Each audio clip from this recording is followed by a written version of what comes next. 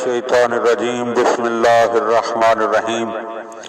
مولا کائنات حضرت امیر المومنین علی ابن ابی طالب علیہ السلام کے مجموعہ کلام نہج البلاغہ کے تیسرے باب کا 476 نمبر فرمان، اور یہ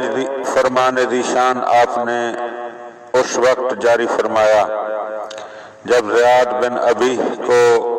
عبداللہ ابن عباس کی قائم مقامی میں فارس اور اس کے ملحقہ علاقوں پر عامل مقرر کیا، تو ایک باہمی گفتگو کے دوران میں کہ جس میں اسے پیشگی مالگزاری کے وصول کرنے سے روکنا چاہا، ارشاد فرمایا استعمل العدل، عدل کی روش پر چلو، واحذر الاسفا والحیفا، اور بے راہ روی اور ظلم سے کنارہ کشی اختیار کرو۔ فَإِنَّ الْأَسْفَ يَعُودُ بِالْجَلَاءِ، کیونکہ حکمرانوں کی بے راہ روی کا نتیجہ یہ ہوگا کہ عوام کو گھر بار چھوڑنا پڑے گا۔ وَالْحَيْفَ يَدْعُو إِلَى السَّيْفِ، اور حکمرانوں کے ظلم کا نتیجہ یہ ہوگا کہ عوام کو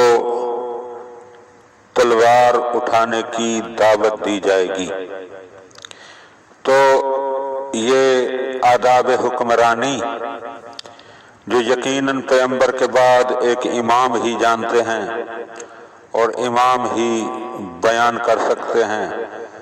اور امام بھی وہ جو ہادی برحق ہوں۔ اے کاش ہر حکمران مولا کے ان مختصر ترین الفاظ کو سمجھیں اور ان کی حقیقت کو پالیں، کیونکہ حکمرانی کا آغاز ایک گھر سے ہوتا ہے، گھر کا سربراہ حکمران ہوتا ہے، اسے بھی چاہیے کہ وہ عدل کے راستے کو اختیار کرے اور بے راہ روی اور ظلم نہ کرے، پھر یہ محلے پر اور محلے سے بڑھ کر شہر پر اور شہر سے بڑھ کر ضلع پر اور ضلع سے بڑھ کر ڈویژن پر اور ڈویژن سے بڑھ کر صوبے پر اور پھر صوبے سے بڑھ کر ملک پر اور پھر ملک سے بڑھ کر پوری دنیا پر تمام حکمرانوں کے لیے بہترین مشعل راہ ہے کہ حکمران کو نہ تو ظالم ہونا چاہیے نہ بے راہ رو ہونا چاہیے، کیونکہ جب بھی حکمران ظالم ہوگا